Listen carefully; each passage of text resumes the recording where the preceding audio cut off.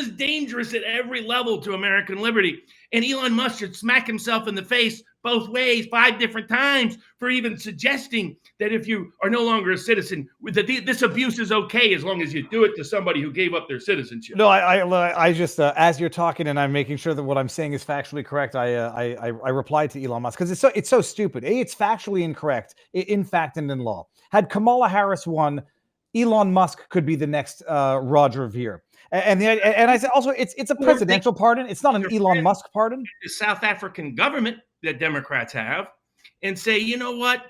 Maybe Elon did some things you folks in South Africa can prosecute. And by the way, you don't have to worry about Elon protesting because he says if he gave up his South African citizenship, it's free reign on Elon Musk. Elon better think twice about some of the statements he's making now and then. Maybe don't, text and drive, Elon. Well, but it's not. He doesn't have to. It's a tough thing. You don't have to have an opinion on everything, and make sure that you know what you're talking. When we get into him and everybody else's freedom, this is about ending criminal lawfare. It's like one of the debates I got into about. What about the violent January 6th defense? What about this group of defense? What about Ross Ulbricht? People use Silk Road to do these other things. Like you're focusing on the wrong source of risk to your freedom. Ross Ulbricht is not a threat to your freedom. January 6th defendants are not a threat to your freedom. Roger Ver is not a threat to your freedom. In fact, many of them are critical, like Roger Ver, advocates for your freedom. The threat to your freedom is the deep state. The threat to your freedom are rogue prosecutors. The threat to your freedom are rogue judges. The threat to your freedom is lawfare like this. That's the threat to your freedom. And that's what they're missing. That's what so many people keep missing. And Roger Ver case checks every box of abuse of power, of criminal lawfare.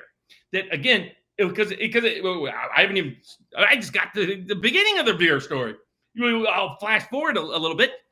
And so the government goes and steals his attorney-client records. They get them all. The Supreme Court turns a blind eye to it. So they get his records and they go tell the U.S. courts, U.S. grand juries, and foreign courts and foreign governments that, wow, we discovered Roger's attorney-client communications. And the first question always should have been, how did you get those? But they skip past that, unfortunately, because people always love to get to the underlying dirt. Like, oh, I really care about attorney-client privilege. Oh, tell me what's in there. It's that routine. And they said, what's in there is that Roger Ver didn't give key information to his attorneys and accountants and didn't obey their instructions. Complete lie. Perjury by the highest-ranking federal prosecutors in America. Elon, you should be concerned about this because you have also been the victim of this. So here you have U.S. prosecutors who tell the grand jury, tell the petite jury, tell the federal district court, and tell both the government authorities and the Spanish courts that Roger Ver didn't comply with his advice. Now, why does that matter? In America, it's called a reliance defense. If you give the information to your attorney or accountant or tax professional and act in accord with their advice, you cannot be criminally prosecuted in America. The U.S. prosecutors knew this. I know the tax division prosecutor involved in it. And that's why they lied. They said, oh, no, there's mail fraud here. He didn't take the advice of his attorneys or accountants. What happens when Roger Ver's defense counsel actually gets their hands on that discovery? What do they find? Oh, just the opposite. Roger Ver complied strictly with the advice of his attorneys and accountants. In fact, the only time he deviated is when he paid more tax than they recommended he pay. That's the dirty little secret is the advice Roger Ver didn't take was he paid more tax than was due. That's what, according to his own attorneys and accountants. So they just had been lying about this all the way through. We cannot have this kind of weaponized lawfare available because it is a danger to our rights. Constitution first, Constitution forever. That has to be our mindset. But there's a second reason. This lawfare discourages whistleblowing all around the world. Here's where Elon really didn't think before he put out his post. If you took Elon's post strictly, he opposed a pardon for Julian Assange. He's okay with because Julian Assange is not a U.S. citizen either, Elon. So you're now okay with the prosecution and persecution of Julian Assange? Check your head. I get Susie Wiles is playing games with you, and you're dealing with lunatics who think a hello sign is a secret Nazi salute. I had that debate with some of my nieces and nephews and family members here this past weekend.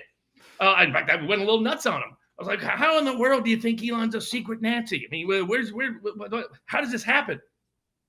But Elon, that's the world you're inviting in, and you're saying it's okay for them to engage in lawfare just as long as the person is not a legal citizen? When the reason he forego his citizenship was so he wouldn't be harassed like this and he could continue to advance the ideas and values of American people and the American Constitution for our benefit. So it makes no sense what Elon said. And I do hope, I mean, it's okay, don't grant a pardon, fine. Dismiss the case. This is a danger to all of us. It tells whistleblowers around the world, keep your mouth shut, or we can put you away. They're trying to put Roger Ver in prison for 109 years. Well, but Robert, even like not because I may have a small wager on the Roger Ver being pardoned. Even if they dismiss the charges, he still faces, in theory, the exposure. If he ever wants to come back to America, he needs a pardon for what they've accused him of. I mean, a pardon is the best way to make sure the deep state can't harass him into eternity. So that's why I favor the pardon. At least dismiss the charges that are currently pending against him and fire everybody that was involved in those. Not one of those corrupt government actors should ever have a government job again. We'll see. I mean, I'm confident that Trump ultimately will do the right thing. My concern is that the people that have access to him are not giving him the best insight and intel and information, as has been constantly the case, which is why the Kennedy and Gabbard nominations are so important.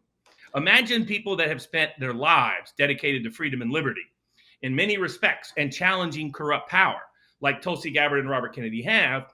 If they're cabinet officials, they always have direct access to the president of the United States. And so that's the other reason they're desperate to keep them out. They want to control what information Trump sees. Because if Trump saw what this case was about, like look at Ross Ulbricht. Wasn't even on Trump's agenda. He goes to the Libertarian Party event. He sees Robert Kennedy talking about it. He talks to Angela McArdle, the Libertarian Party leader, about it. And he's like, and then he looks at it and he goes, oh yeah, this is a garbage case. And I have no doubt President Trump would draw the exact same conclusion if he had an opportunity to see the truth about the Roger Ver case. Well, and this is where I was thinking from political positioning, and if he wants to make waves and if he wants to couple it with policy, who is bigger for Bitcoin between Ross Ulbricht and Roger Ver? Bitcoin Jesus is the biggest one in the crypto community by a long mile. So you're talking about a guy who's a global symbol. I mean, again, his name is literally Bitcoin Jesus, colloquially known as. He didn't give himself that name. Other people gave him that name. He wasn't even a big fan of the name. They just gave it to him because he was such a pure advocate for the true freedom potential of Bitcoin. So as I've said to Trump's people, for the last 2 months, there's nothing. I was like, Trump wasn't around to pardon Jesus. He can pardon Bitcoin Jesus. I was like, politically, this is a no-brainer. Putting aside the law that I really care about, putting aside the whistleblowing rights and concerns that I really care about, even if you don't care about any of those at all. From a pure political perspective, pardoning somebody named Bitcoin Jesus is called a big winner.